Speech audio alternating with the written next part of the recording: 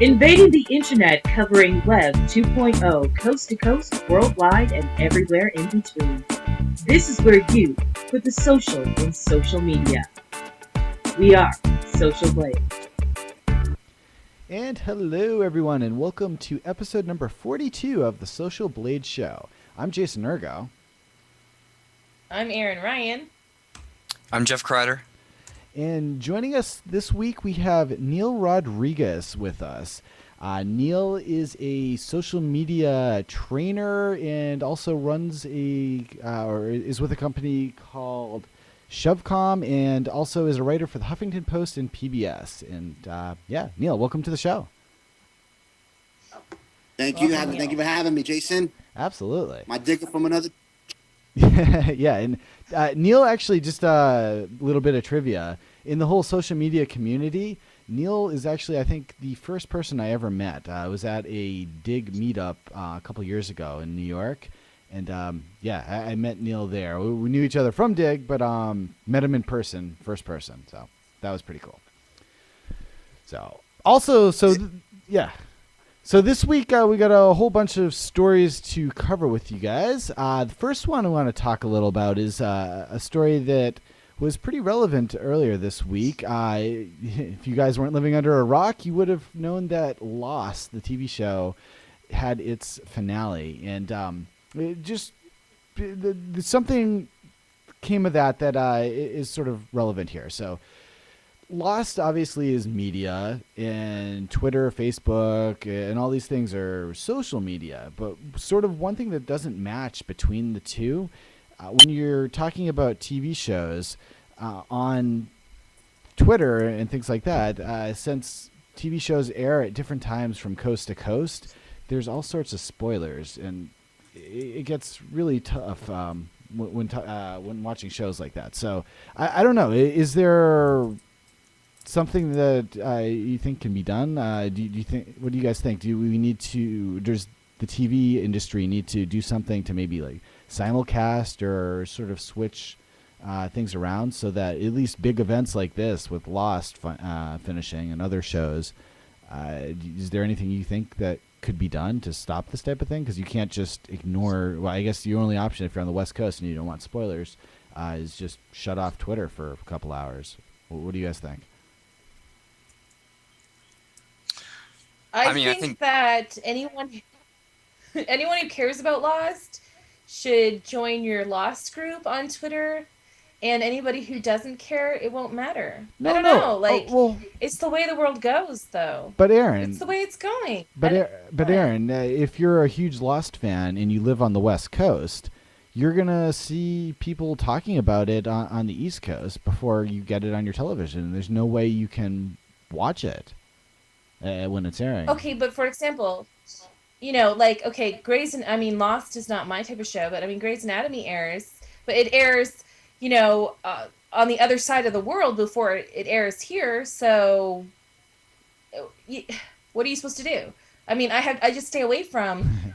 If I see anything that has to do with Grey's Anatomy, I just stay away from it. I don't think TV should be worrying about whether people are talking about it on Twitter. It's freedom of speech, and if people want to ruin it for other people, that sucks. Well, no, it's not. But it happens, and I think it's not even that. Like, okay, for example, on But how Twitter, do you minimize it? Yeah, on Twitter, I love Lost, and one of the best things about it is using Twitter. I love using Twitter with it. I keep it up, and I read everything that people say about it on there. But I try not to say anything because I get a lot of followers, and if I say something about the show and give a spoiler, anyone on the other coast will see it, and it can possibly spoil it from them. It's not a freedom of speech type of a thing. I think it's really the TV studios, old media isn't really matching up with what's happening these days. What I would personally like to see is going to more of like a streaming media or on demand or something like that. I don't know how it would be facilitated exactly, but give people the option. Conversely to that, Lost also was, I believe, the most pirated, the finale here, the most pirated show ever, or at least up to this date, through like BitTorrent and whatnot. So They just put on Ustream for the Social Blade Show. No, we won't stream it. broadcast live on the Social Blade Show. Broadcast live, EST, 10 p.m. 10 p.m. Everybody sees it at the same time. Make people on the East Coast wait. We used to wait anyway, right? For trains and stuff. But even that is not going to prevent spoilers.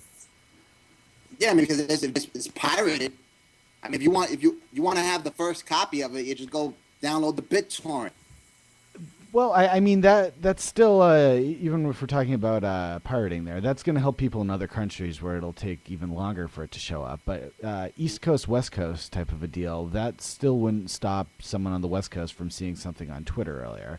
And I don't know. These days, I don't think we have a system that'll work for this other than ABC or whatever simulcasting it on their website. Yeah, and they do, and that would make sense, especially since they offer it only in the US. Mm-hmm. But they don't even offer that in Canada. Like, I mean, after it airs, they do post the show, but if you try to access it outside of the US, it's, you're not able to watch it. So I don't know. I don't know if they do that. Really there's got to be a reason why they don't do that.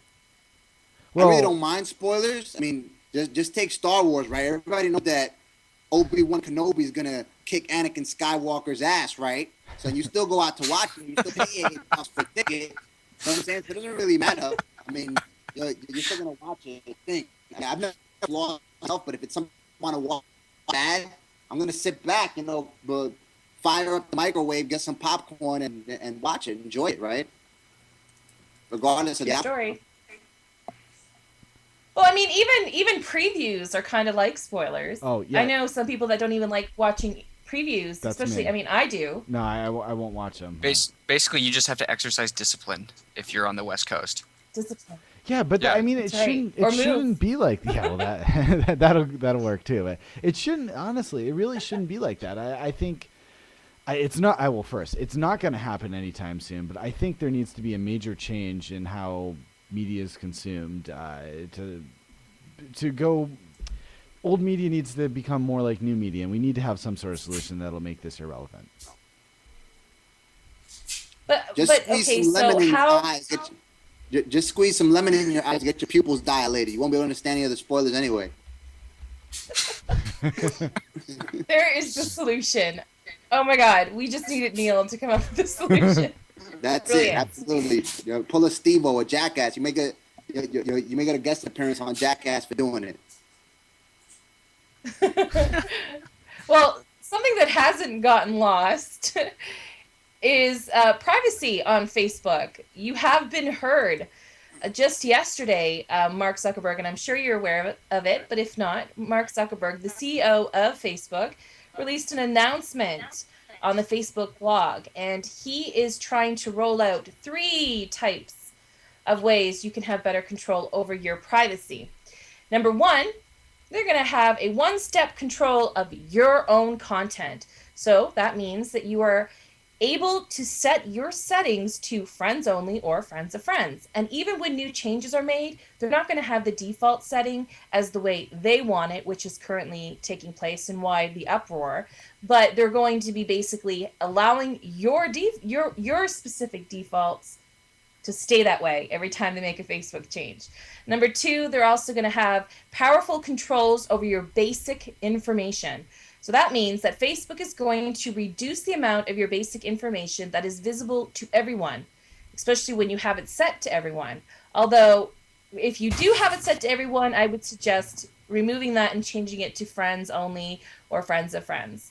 But that could, because the everyone, if you don't have it at the everyone setting and you do change it, it could hinder the use of the site because, of course, Facebook wants you to be as social as possible with as many people as possible.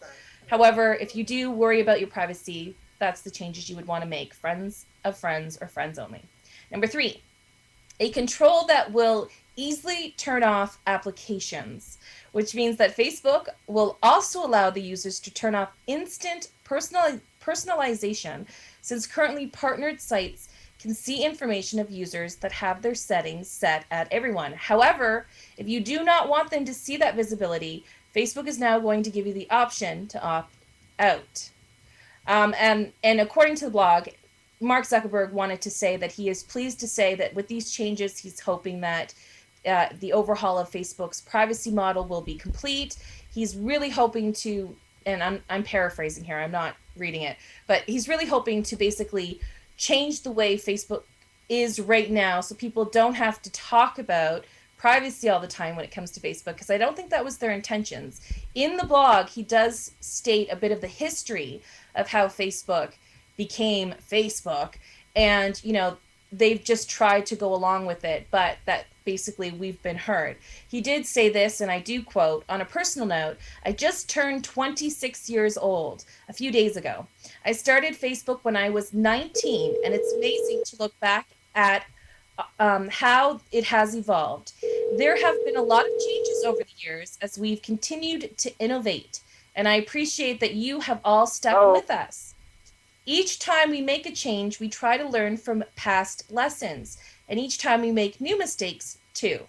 We are far from perfect, but we always try our hardest to build the best service for you and for the world. So I just want to say thanks," end quote. And that's from Zuckerberg. Do we think that these types of changes will be beneficial for us on Facebook, or do you think it's just a ruse? What do you guys think?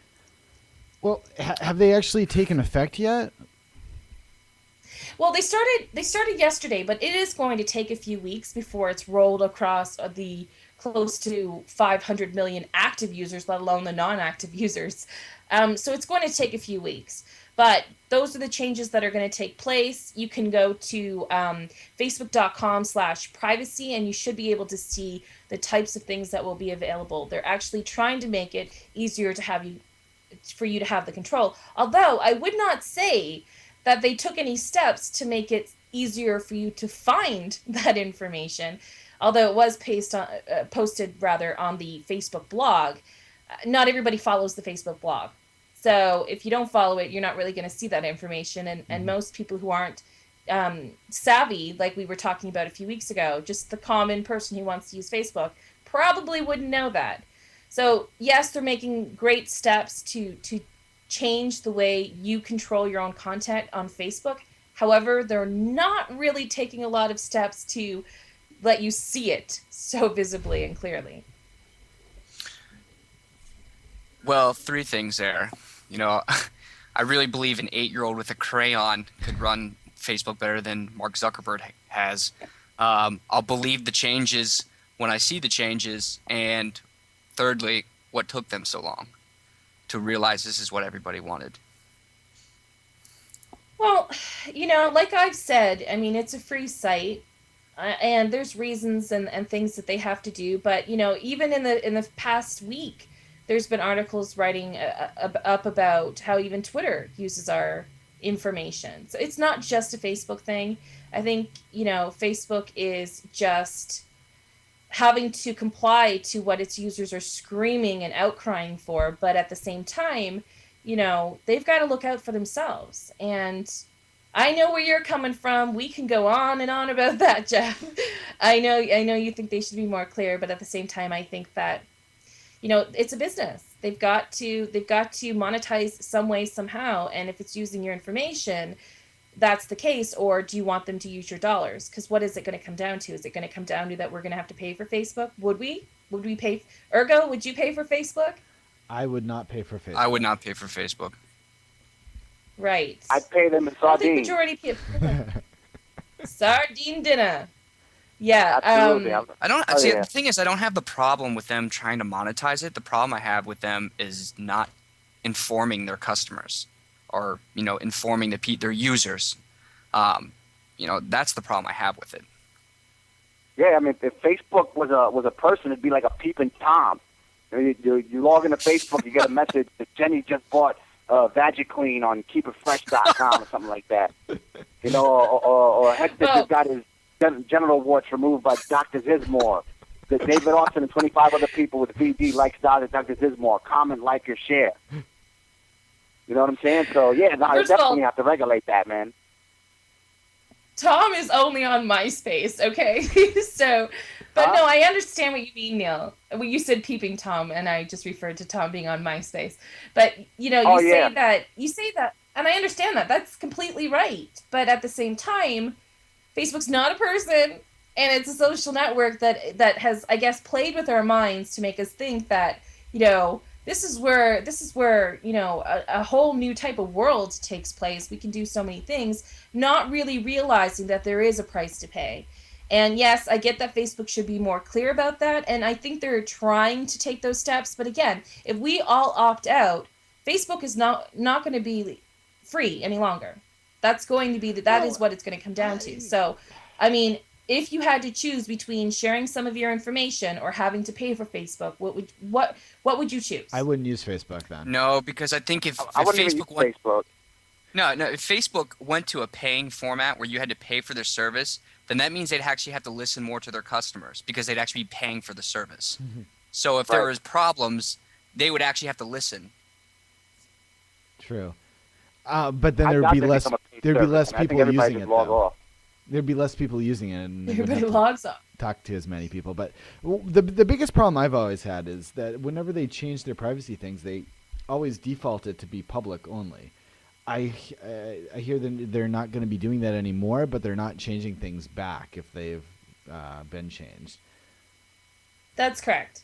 So basically what's going to happen is once this new layout rolls out, which, keep checking your account privacy settings. I don't have it here. This is the old one still, correct?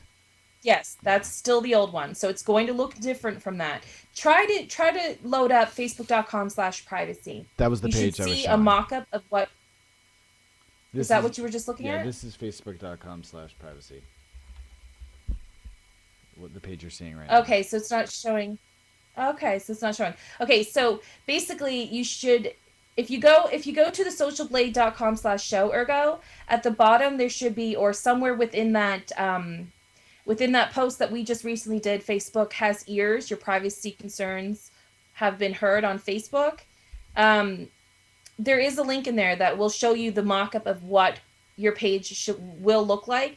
I'm sure that at the time it rolls out on your page, Facebook will notify you in some way. You know how they do when certain little changes have been made. So, it's already starting to be rolled out. Some people are having this, but be sure to keep checking your account settings, privacy settings, and then you should be able to put your default settings as your own instead of what Facebook wants it to be.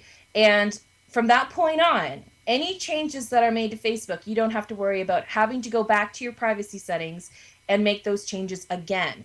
But as of to this point, you would have had to. So, I mean, Facebook, they're getting there. They're taking some steps, I think. This does look much better here. So they're meandering in the process. So if you can see on the screen, you have, I guess, this general big setting over here on the left, and you can pick everyone, friends of friends, friends only, or recommended. That's much easier than the screen that I had up before, which was my own account, where you had to pick, if I go into personal information, then I got like a billion settings here. I got it on one by one. So you're right. That is definitely a much better change. Yeah, absolutely. And they're definitely making it easier. And that's a word that Mark uses throughout his post constantly, is we want to make it easier for you. I liked that he added the personal note. And he said, basically, thanks for sticking by us. Pat in the room says, our old co-host Pat, if I had to pay for Facebook, I would quit. Reason why? Most of my friends would not remain active on Facebook if they had to pay. Facebook is fun, but not worth paying for. Yeah. That sounds like what you guys would say. No, that's absolutely what I was saying. I barely use Facebook anyway right now, and if it was pay, absolutely I wouldn't pay for an account. Definitely. Okay. Well, since Mark Zuckerberg, who I feel is an 8-year-old, is trying to teach us about social media, there actually was an 8-year-old who taught Boeing about social media. Harry Windsor, an 8-year-old, a couple weeks ago, who is the son of John Windsor, the CEO of an ad agency, Victors and Spoils, decided to send Boeing one of his concept designs for a new plane, which he did in crayon. Boeing in turn responded, as any giant company would, with a standard form letter, which basically stated, thank you for the letter. We liked it so much we put it in the trash. Well, Harry's father didn't appreciate the response his son received and posted his reaction to Boeing's letter on his blog. His post received a lot of traffic and quite quickly caught the attention of Boeing, who realized they were on the verge of a PR nightmare. Boeing quickly acted, and the story ended happily for young Harry, who was invited to tour Boeing's facilities. Future Flight invited Harry to Seattle and offered to host Harry Windsor Design Your Own Airplane show. And the Museum of Flight also offered Harry a free tour. So, I offer this. What should Boeing take away from this incident? Your thoughts? I think Harry should get punished for stealing that picture from my refrigerator wall. That was actually my idea. He snatched it up. No, but seriously, they should embrace this kind of stuff. If they got kids participating in regards to designing how their plane should look, they should maybe have a contest that whoever has the nicest design gets to roll a bowling alley in the next Boeing private aircraft that has a bowling alley in it, or possibly get a yoga massage or a yoga class by Megan Fox that's hosting on the next Boeing private aircraft, something to that effect.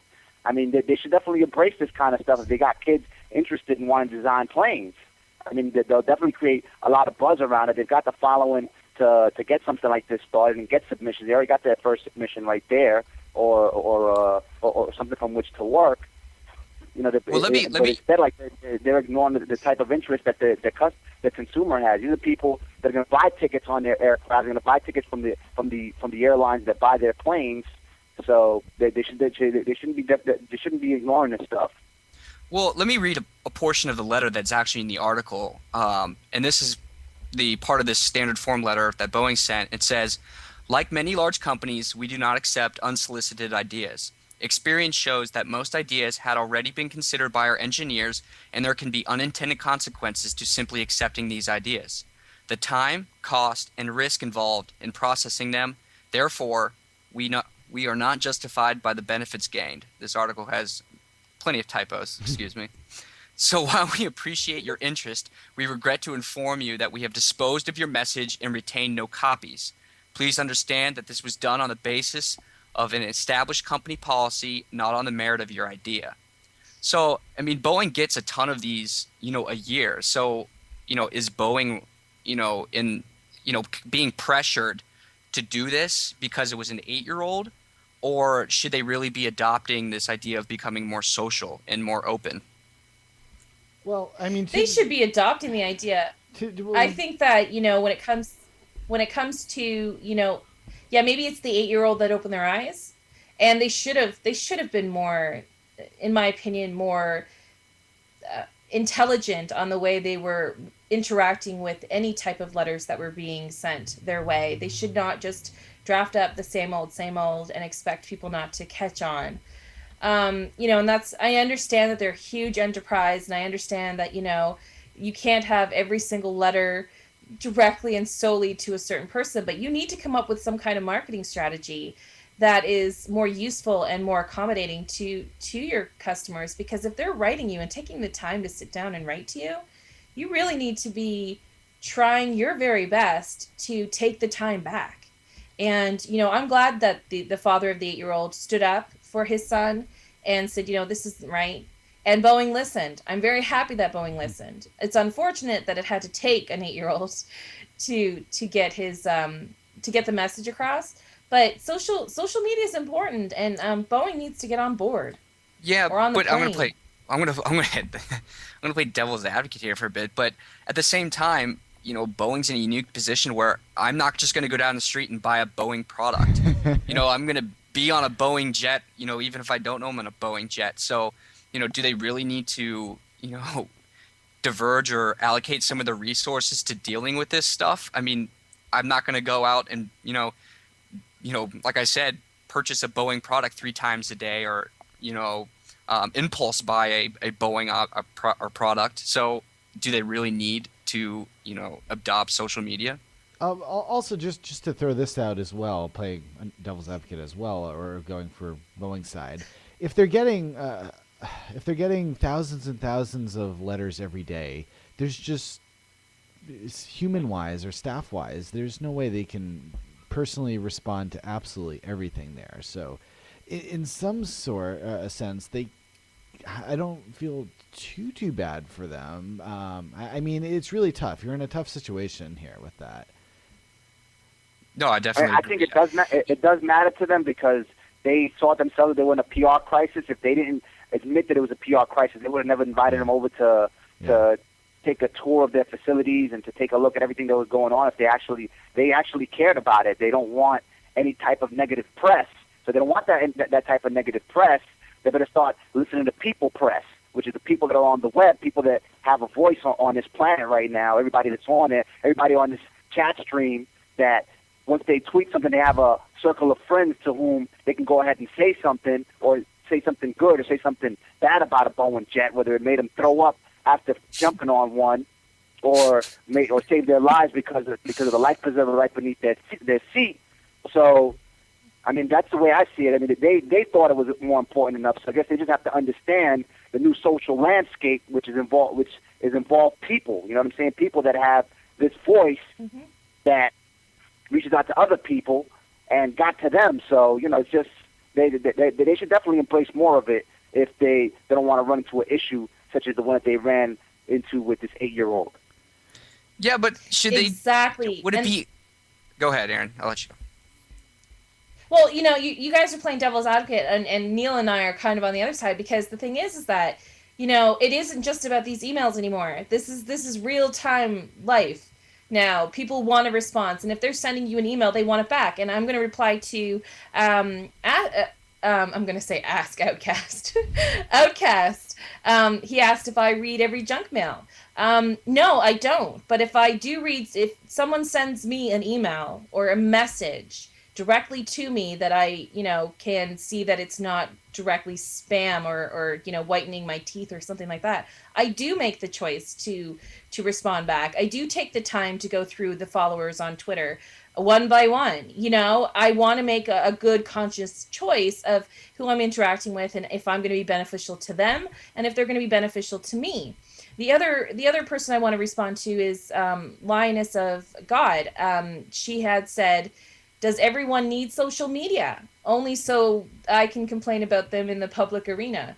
I guess that's what it comes down to, is that everybody's voice does want to be heard. So yeah, exactly. Whether you're a huge enterprise or a small time store, it doesn't matter. Or if you're just a person that wants to hang out using social networks, you want to be heard. That's why we see, oh, I just had a pickle for lunch. Because they're expecting somebody to hear it, right? I guess what it comes down to is they need some sort of way to filter to. I guess again, there's no way they can handle everything. It's not scalable. Yeah, I mean, but it'd be easier just to react to PR, you know, bad press than it would be to prevent it. Exactly. Or what they should do is be monitoring to see if something looks like it's starting to escalate. So if there's some sort of filtering system, you know. Yeah, they did that, which. Apparently, the article stated that they reacted pretty quickly to take care of it. But you know, like Outcast just said, you know, but for them it is spam. I mean, we can sit here and go through our messages pretty easily, but when you're a huge company such as Boeing, are you going to have the ability to and the resources and the time to go through all of those messages and to filter through them? Yeah, no, but I think in this day and time, you need to come up with a different strategy. To them, if that's spam, to them, why do they have the option of you even being able to mail them? I mean, this kid took the time, drew a picture, everything like that. You need some kind of system, a new team, whatever that can go through certain steps. Just saying, a few companies. I mean, I know a few companies that if you write to them, you'll get like a sort of a kid. You won't get such a cookie cutter response. You'll get a response directly, like you'll get responses from people in higher management, from the CEO. I know this one guy actually he complimented this lady that helped him out with a tie over at Sims, and he sent a letter to the CEO, and he told her how good the service was over at this place, and the lady got promoted to like a manager or something like that, something to that effect a few years later. I mean, Sims is a big company. I don't know if you guys have heard of Sims wherever you guys are from, but here in New York City, they're pretty big on getting suits that are cheap without you having to hit the thrift shop to get something with holes in the shoulder blades. So they're pretty big enough for the CEO to respond. Boeing should be shouldn't be that big where they can't respond to a few people, especially if they see something that's as relevant as putting together a little kid design of an airplane. You know what I'm saying? It's something that's relevant. It's not that they're not trying to spam with any type of offbeat message or anything to that effect. I mean, I don't know. Well, I mean, it's important. Like I said before, it was important enough for them to actually respond to this kid and bring him over. So if they want to be able to avoid these PR crises and not have to, and really, I guess, get the bang for their buck from their PR representatives and whoever is repping them on quote unquote media, they need to get on board with what's clicking online, what people are tweeting, what people are digging or stumbling, what people are talking about, and they won't have to run into this type of situation and have to respond off the bat. Absolutely. I mean, you can go to certain hotels now, and they will have a handwritten note for you specifically on your bed. That's the type of arena we're headed for, and that is exactly what we want. I know I do. I love it when people, people love it when you mention their names. It's like going back to the days in reference to the feeling of receiving a snail mail. When we used to get a letter in the mail, that used to be exciting. That used to be nice. It felt good. And although we've moved way beyond snail mail, it's now to the point where that feeling, we want that feeling again. We want to feel like we're heard and somebody's reaching out to us. Yeah, but this goes again to the product that they sell. I'm not going to be spending the night in a Boeing hangar or a Boeing, facility. I'm not going to be buying their product directly. I'm just going to be, on a plane I might not even know it's a Boeing aircraft. And I, quite frankly, wouldn't care. So this goes back to, does it really matter? I mean, does social media only work for certain products? No, Jeff, listen, people are people. No matter what you sell, no matter if you're walking on an airplane or sleeping in a bed at a hotel, people make businesses, period. So if you want your business to be successful, in order for a plane to be flown, it needs people to be on it. It needs people to fly it. It needs to have employees. It's all about the people. So if we're not getting in touch with them, it doesn't matter what you sell. You need to get on board with social media, in my opinion. That's what I believe. I mean, if you don't start listening to the people that you sell to, you give your product, the ability to use by the people, and you're not responding back, I think you're being foolish at this point. I think you need to get on board and you need to start listening. And I think they did a really good thing here with that 8-year-old, and maybe that'll change their going forward. I mean, the bottom line is that they really cared about it. Otherwise, they wouldn't have invited him over. If they didn't care about it, if it wasn't impacting them in some way, shape, or form, they wouldn't have invited him over. They would just ignored the situation completely and said, you know what, this is just an abstract letter coming from some kid. I don't care about these people because they're not buying my airplane. The airlines are the ones that are buying my airplane, so I'm just going to ignore it completely. It wouldn't have affected them. But it affected them for some reason. They don't want any type of negative press that may open up another can of worms over which some of their buyers may not want to know about. Maybe the press will start snooping around and find out that now Boeing aircraft comes with parachutes because they don't know if their planes are going to be able to fly from here to Dubai without demonstrating some type of engine failure. I'm just talking out my butthole right now. But anyway, like I said, it matters to them. You know what I'm saying? It really matters to them because otherwise they wouldn't have responded. They would just ignored it altogether. They don't want it to blow up into a big PR crisis where they're going to have to hire possibly a PR company to come in at $10,000, $20,000, a company like that needs $100,000 retainer per month. It matters to them. So if it does matter to them, they got to get involved. They got to start participating. I agree. Yeah. I agree. So, so I don't know how to follow that up. I'm sorry. Speaking about faulty hardware. Yes. So, what there aren't any yet. Let's fly over to something. Yeah, we just wanted to take a minute here to mention our sponsor of the week, which is hothardware.com. Boeing, you might find the latest news about Boeing there, but more likely you'll find the latest news about all other random technology gadgets, including all the parts to build your computer system, as well as other important pieces of tech news. It looks like, for example, Amazon's Kindle is not getting color display for a while. So you can find out about that, as well as pretty much anything else. It's really a great site to go to. Whenever I try to, or whenever someone's asking me how to build a computer or what parts to buy for a computer, this is where I send them. hothardware.com. The hottest tech tested and burned in. Nice. Jeff, tell us about Twitter and the advertising platform. Yeah, we're shifting gears a little bit. Twitter, in a lengthy post, just announced that they're going to soon ban all third-party ad platforms that inject advertising into the users' Twitter streams, which ultimately could spell doom for Adly and the recently launched TweetUp. In the blog post, Twitter indicates that it has updated its terms of service, writing, "We will not allow any third parties to interject paid tweets into a timeline on any service that leverages the Twitter API." The move is meant to preserve the integrity and the relevance of the timeline, according to Twitter. This, of course, also means that Twitter's own advertising platform promoted tweets will no longer have ad competition within the stream of third-party ad networks. So how do you all feel about this? You think it's a good idea, or do you think they're sending the wrong message to developers?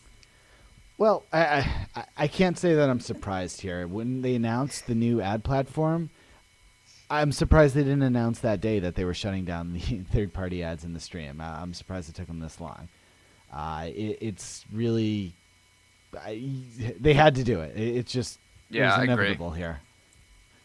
And it's only in the stream. It's not like third-party things that like URL shorteners, at least at the moment, that display ads, or if you have a third-party Twitter client like TweetDeck, if they wanted to, for example, if they wanted to display ads in there, they could do it there. It's only in-stream things that they're... Maybe Steve Jobs is pulling the strings over there.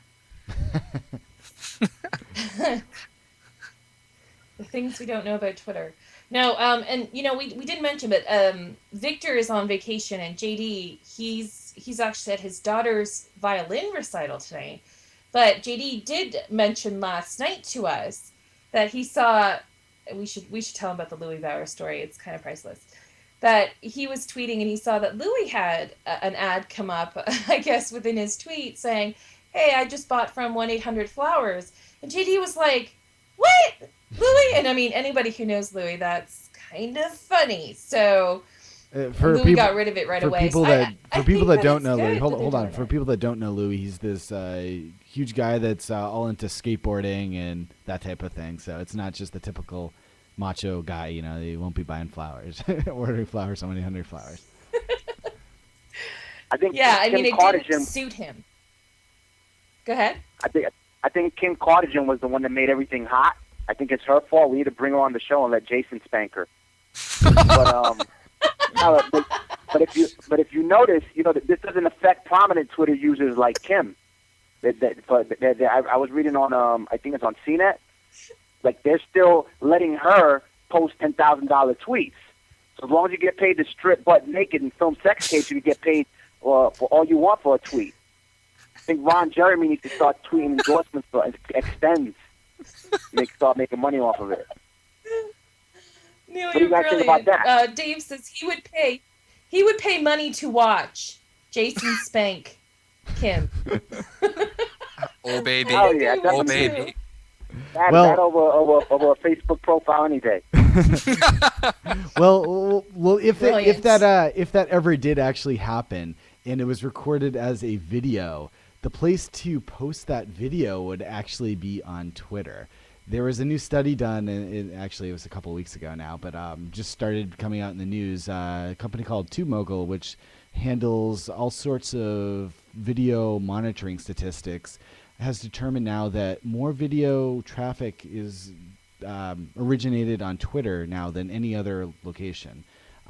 We've talked previously that in general more traffic comes from Facebook, but when you're looking at videos specifically, Twitter's sending, right here's a graph on the screen, I think you can see, it looks like 28% comes from Twitter and only 6% or 6.7% comes from Facebook.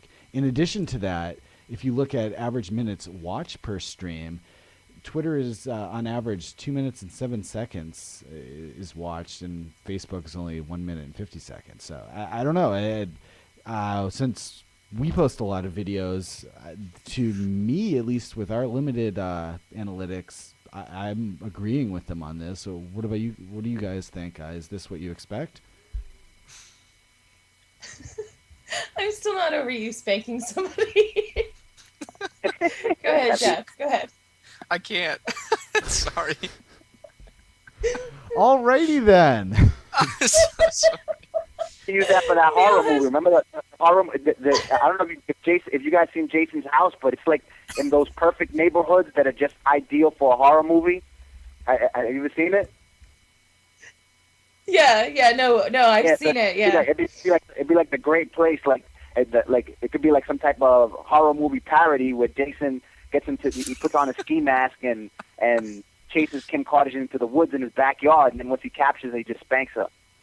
That's just something I thought about real quick. I don't know, but yeah, no, I mean, just thinking about this doesn't really surprise me, but thinking about Tube Mogul, I actually think Tube Mogul is like the opposite of what all of the rest of these platforms are doing. Like all of these platforms, for some reason, they keep shooting themselves in the foot because they're building business models based on Twitter. It's like you know what I'm saying? It's like letting it's like trying to pay a crack, like they're trying to pay a police officer off to let you pit your hose on your porch. You know, by the time that police officer's chief of police tells them that, yo, listen, we're not arresting any pimps and hoes anymore. You have to go and arrest that dude you keep on letting slide because he's paying you off. The officer's going to come back and lock you up. So it's the same thing. You know, once Twitter decides to kick you out, it's a wrap. So, I mean, Tube Mogul actually does the opposite of that because they build a business model based on several platforms, which is what you should be doing. You know, you should be out there reaching out to the bloggers, to a number of bloggers, not just Dig, not just Twitter, not just StumbleUpon. It's like, you know, there's millions and billions of people creating websites online with whom you could partner in order to grow your own platforms. Tube Mogul is doing it, but a lot of these websites, Tweet Deck, Tweet Dyke, Tweet Transvestite, Tweet Up, they're just building business models. I mean, if you're going to build a business model on Twitter, you might as well just pay your workers with Pop-Tarts or something, you know what I'm saying? Because you're going to, once these people cut you off, once they take your umbilical cord off, you're not going to be breathing anymore. So, I mean, that was just my 2 cents on it. I just saw the tie between those two. Because it's crazy, man. People building applications on Twitter is just nuts. So, I mean, I really don't see that happen. I mean, Twitter kicking you out, I mean, it's the natural thing to do because it's like you keeping you on. It's like letting a crackhead sell your own crack. You know, all he wants to do is smoke it. He can care less about you. You know what I'm saying? He doesn't want to retweet your crack. You know what I'm saying? He doesn't want to get other people retweet your own crack. He just want to smoke it, so you can get in trouble with your supply and get your teeth knocked out. So that's just my take on it. You're definitely stop developing businesses on a tweet platform is not working. All right. Neil, your metaphors are absolutely great. Yeah. So, Neil, I watch a lot of Nickelodeon, so. What? Yeah, Nickelodeon. Social Blade After Hours. So, Neil, in general now also, I guess somewhat related to that, we wanted to talk to you directly here. We were talking a little before the show about social news. Okay, so a couple years ago, when social media was really kind of just starting, or at least getting big, the biggest thing on the web was social news. And now we've sort of moved away from it a little, and sort of some of these other Twitter and Facebook where you're just chatting or whatever started taking over. So you had some thoughts on that. Do you want to talk about that a little? Oh yeah, I mean, I'm getting more into social media training as opposed to like a lot of the legwork I was performing before. So I mean, a lot of people, they're still ignoring. You know, they haven't. It's just, I guess Twitter's just a lot more user friendly. Because, I mean, most people on the chat are diggers. How many people are diggers on the chat? Let me know. Shout me out. Let me know. Shout it out. Well, anyway, just talking on it, like, a lot of people, like, I hit the social media conference. I tell people I'm Dig. You know, I'm from Dig. They're like, yo, what's your Twitter? They're like, yo, I Dig, baby. They're like, oh, man, you need to be Spade or something, man. There's no future in Dig or anything to that effect. Because, yeah, I mean, I admit it only caters to a certain demographic, to mostly the techie demographic and what they like.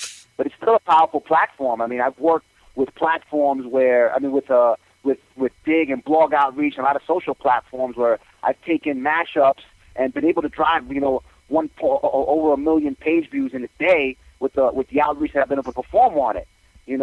Well, one of the sites on which I work, because of the work I performed on Dig, got it tweeted by Ashton Kutcher. That got me about 21,000 views alone. Wow. Coming through there.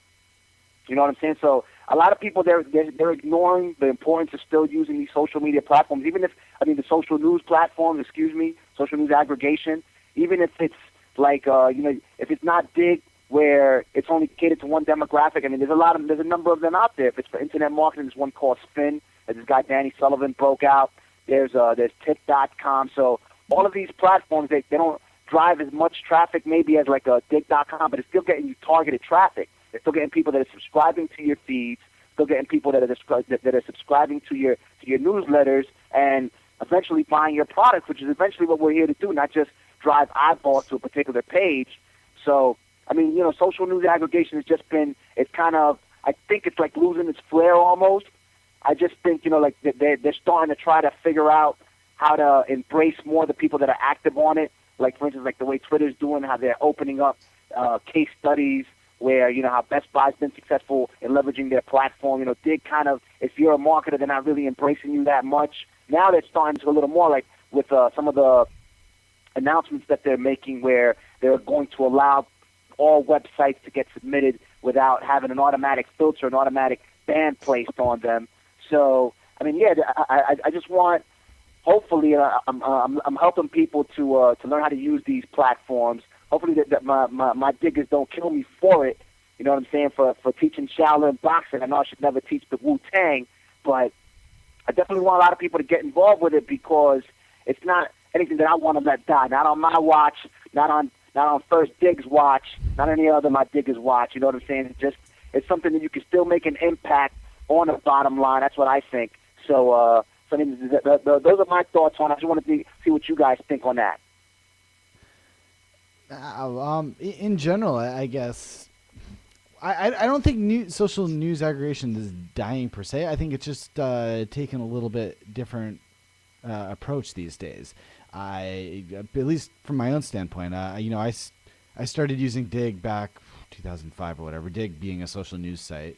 And now I still go to Dig and get news from there, but there's places on Twitter also. There's a lot of news sources that tweet things out on there. And the benefit of getting it from a site like that instead of a site like Dig is it's more instant. And, you can follow breaking news, for example, and get the latest headlines in real time. And you can't get that if you're just either doing it yourself, looking at RSS feeds, because that's very cumbersome. And you can't on Dig because it takes forever for things to go popular on there. Mm-hmm. What do you think about that? Yeah. Or you think it's just getting too polluted? Man. I think every social platform has its different uses. Twitter is an excellent place for real time, that where you could start a buzz around a particular topic. I've worked well with Twitter and cross-pollinating with Dig. Like, for instance, I got Ashton Kutcher to tweet one of my sites.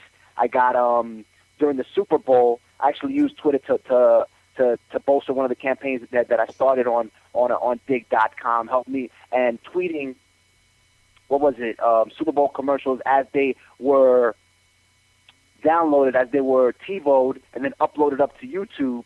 That helped me drive like about 9 million views to all of these the Super Bowl commercials that we were posting up on a particular site on which I was working, and that was bolstered by Twitter, but the initial buzz started on Dig.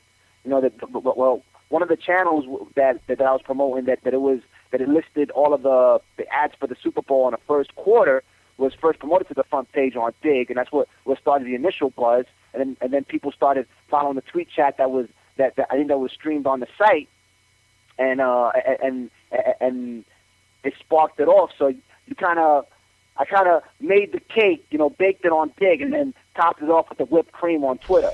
So it's kind of cross-pollinating. They all help each other. They all complement each other. I'm just at the point where, a lot of people are ignoring it, but it still makes a powerful impact. It's still a major social media platform whereas I see a lot of people, they don't consider it a major social media platform, and that's just because of a lack of understanding of it. That's what I think. What do you guys think? Yeah, I agree with you. I mean, I do think that you need to switch it up though. Like speaking of cake, Ergo had mentioned something about, putting down like, do you like pie or cake, or and then switching it up with something there with something else like written content or that pickle that you had for lunch. I think you need to switch it up and show different sides of your personality, but at the same time, you're right. I mean, there's a lot of power when you know how to utilize social media correctly. And, it's great that you're out there teaching. Can you talk to us a bit about what you're doing right now in regards to being the nutty professor, as you called yourself, with teaching social media? Yeah, well, man, other than teaching people to crap on themselves with crazy ass metaphors. No, I teach people how to. Well, what I mainly do is I like to use Dig almost as an example when I'm teaching people because the way I see it is kind of like of a microcosm on how something goes viral. When you see something get submitted to the front page of Dig, and not to the front page, when it gets initially submitted, and then your friends, they start to vote it up. It gets to the point where the rest of the community decides whether they're going to promote that story to the front page of the platform. Unless, of course, it's like, a story on getting a petition to vote George Bush back in the office, unless it's Osama bin Laden's office and Osama bin Laden about to chop his head off on Al Jazeera TV. You won't need Dig then. But, you start to see it. You start to actually see how something actually goes viral. Your friends first pick it up. That's how, first is the way this show operates. Your friends first start to take a look at it, and then once your friends have it, your friends, they all constitute a piece of media. It's people media, right? And once somebody, let's say, they dig your stuff or they tweet your stuff, it automatically pops up on their timelines. It automatically pops up on their feeds. Other people see it. So once enough other people see it, or once enough people that are outside your immediate circle of friends see it, that's where they decide whether it's going to have that cascade of which I think it's James Surowiecki writes about in his book. It's what is it called? I forgot the name of it. Oh, the Wisdom of Crowds. Yeah, the Wisdom of Crowds, where it becomes a cascade, or it's either Wisdom of Crowds or Tipping Point. I forget. But because of cascade, and the rest of the community starts to see it, they voted up to popularity on that platform, and then it goes, will it blend? You know what I'm saying? Everybody starts to peep it. It gets passed around from blogger to blogger. Everybody that's the user base that views the popular section of the particular site, or views the trending section of Twitter, or views the stumble upon, or it gets passed around on the stumble bar more often. So you actually see you actually see it happen right on the Dig platform. So I've actually come up with kind of a 3-step method on how to try to master technological features on a particular flat platform, using a lot of what I've learned on Dig, which is to build your circle of friends, reciprocate with people, because reciprocity is the key to all relationships, and start to learn where are your points of exposure, where are your points of contact, public contact, your points of private contact. Every single platform has it, and you, if you break it down to a science, you'll be able to operate each platform in a fashion where you're not manipulating the platform at all. You're not being black hat with it. You're there. You're actually using it. You're engaging with people, and because, like I said, you're dealing with people. You're not dealing with stumbles. You're not dealing with tweets. You're not dealing with digs. We're not dealing with upvotes. None of that. You're dealing with actual people. You have to engage with them with authentic communication. Once you learn how to speak with them using the features that facilitate that communication, then you'll be successful with it. You'll be successful with it. So, that's what I think about. What do you guys think to that effect? How you could use what you learn on one platform and apply it towards the use of other platforms to communicate with people or your target communities?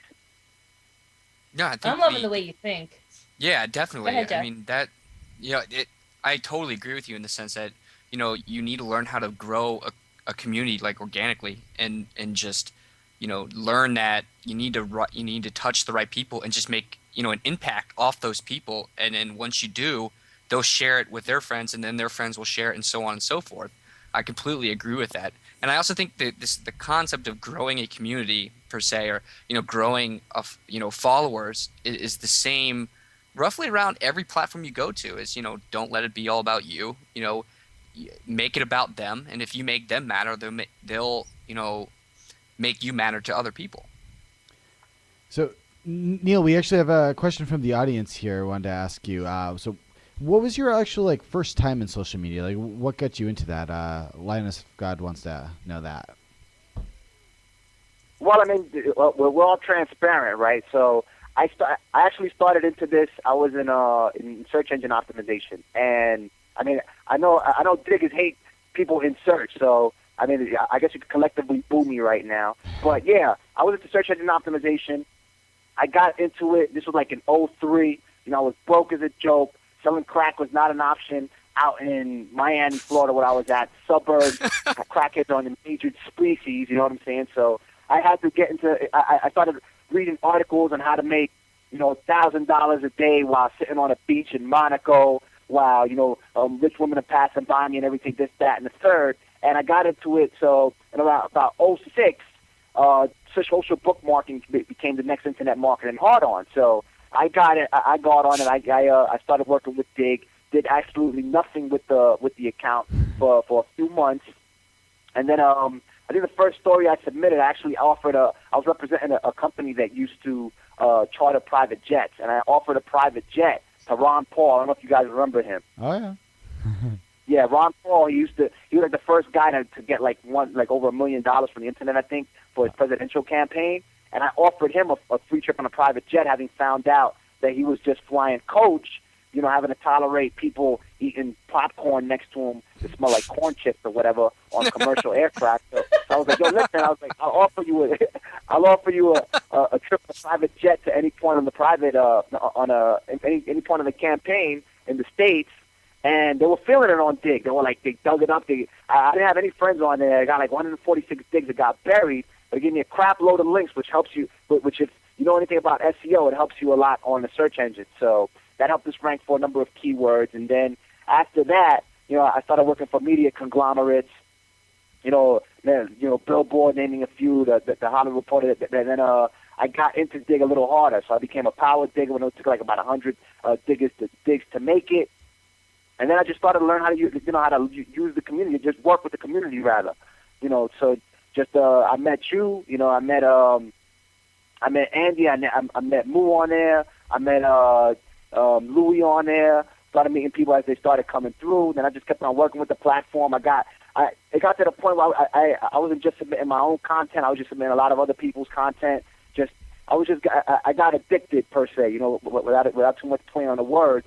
Where I was just learning how to use it, and then just everything that I learned on how to engage people and how to authentically friend people and everything like that. I mean, when I really started meeting people was when I don't know if you guys remembered when they banned 150 diggers, and I came out and I started speaking against it when I started my YouTube channel, and I was talking about how Kevin and Jay were messing up and that they shouldn't be able to do it. They're going to lose traffic on it. Well, anyway, that's when I started meeting more people on the site, and I just started, to just learn how to work the platform a little more, and just meeting more people, and I don't know. I mean, it just got me deeper involved in it, and whatever I learned on there, I just applied it everywhere else, and it's helped me a lot. It's helped me be successful everywhere else. So, I mean, I think you could definitely take whatever you learn on Dig, you take that as Jedi training, Jedi trials. That'll help you go kick ass. All those Sith people that are on the dark side are trying to take you down, man. So Neil, definitely. You mentioned also your YouTube channel here. You want to mention a little about that? What you do on there? And I interview the brightest minds on cyberspace, Ergo included, and anybody, and hopefully I'll get a few more of you guys up on there soon. Yeah, so it's youtube.com/Neil Rodriguez, and /Neil Rodriguez, and I have a little fun with it too. I mean, I also touch on some social media marketing topics, so I give my opinion on what's going on. Yeah, you got if somebody's messing up, I try not to call people out, but to try to give advice to organizations on how they could leverage social tools to find people that could either promote their brand or sell their or people that buy their products or service or could recommend their product or service. And so I've been using some pretty cool people on there. I think Jeff Pulver, he organized the 140 conference. 140 conference, I actually interviewed Ivanka Trump, which is Donald Trump's daughter, and who else? Miss America, and who else? Yeah, and I actually tried to interview who else? What was on there? There was a few people on there that I interviewed. Met a lot of interesting people over there, and just people making moves online. You know, people from Gawker TV. This dude that he interviews wines and stuff, Gary V. A few people on there. So yeah, there's just getting their best practices. They're getting the best advice they can offer the planet, and putting my 2 cents in and just having a little fun with it now and then. Expect to see some mechanical bull riding pretty soon. Oh, don't be such a tease. Well, that's cool, Neil. So I just wanted to. I think we're a little out of time here now. So thank you very much for joining us tonight. You're thank you really for having insightful. me. You were awesome. Yeah, it's been a blast. I really have enjoyed, how you said they're not tweets, they're not status updates, they're not like buttons, they're people. That was really awesome. I really enjoyed that. That was what I'm going to take away from this tonight with you. So thanks for joining us. So, hey, Neil, real quick. Go ahead. Spill Russ, I think, wants to ask if you remember being his dig/social media mentor. Yeah, man. Me and Russ have had a bromance for ages, man, for decades. Bromance.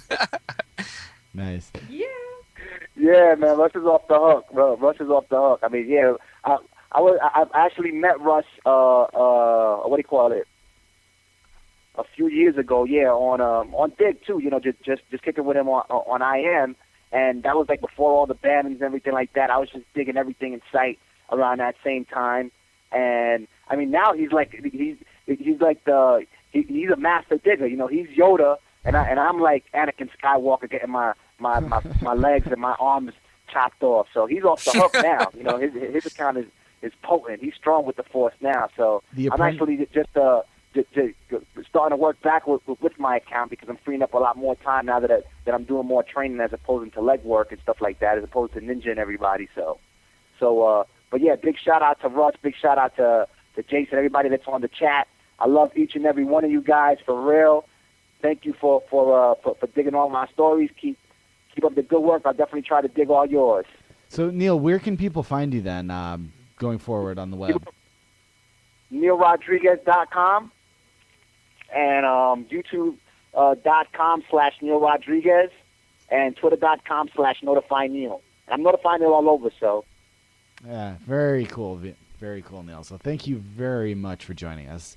Also, so you're talking about Twitter.com and YouTube.com/NotifyNeil there. You also can follow Social Blade on all of those networks. Twitter.com/SocialBlade, Facebook.com/SocialBlade, YouTube.com/SocialBlade. So make sure you are following us, friending us, subscribing to us on all of those different networks. If you would like to get SMS alerts when Social Blade goes live so you don't show up 15 minutes late forgetting the time it's on, you can go to j.mp/SUBUS, that's Subus, and you can sign up to get an SMS alert on your phone when our show goes live, as well as a couple other shows, Ask Outcast, The Drill Down, and Band on the Web. So stop by there, sign up for all the shows so you get alerts when they all go live. Also on our website, thesocialblade.com/show, if you would like to be a guest or you have an idea of someone that would be a good guest to join us, like Neil. Neil's was awesome here. You can go on the site, and up at the very top of the site, there is a link that says Suggest a Guest. So check that out. And also on the blog itself, don't forget that we're not just publishing the shows on there now. We have Aaron and Jeff and JD and all those guys, and Victor as well, writing stories throughout the week. So stop by and you can get some of the latest news. The story actually about Facebook privacy that we covered earlier today. Aaron had written up a great story about that on the blog, so make sure you check that out as well. Thank you. So again, thanks. Yeah, thanks everyone for tuning in. Mm-hmm. Yeah, thanks guys. And we also, lastly, would like to thank our sponsor, Hot Hardware. Remember, hothardware.com. So then, check back again next Thursday at 10 o'clock Eastern, 10 p.m., and 7 o'clock Pacific. And remember, we are Social Blade.